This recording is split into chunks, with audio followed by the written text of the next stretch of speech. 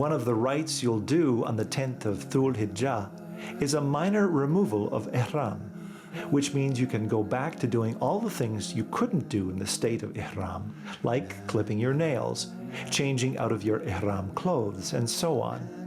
Before you remove your Ihram garments, you must make sure that you've stoned the Jamarat al-Aqaba, slaughtered your sacrificial animal, and shaved or trimmed your hair. For women, only trim ½ inch or 1 centimeter of the hair. It's a minor removal of Ihram because you cannot have conjugal relations with your spouse until you perform Tawaf al-Ifada.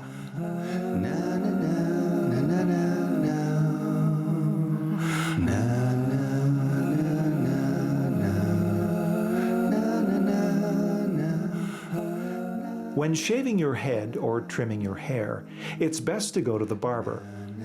This is a far more hygienic practice and will keep the surroundings clean and free of sharp objects.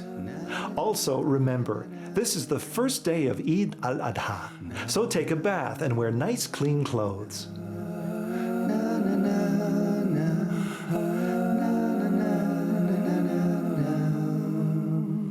Na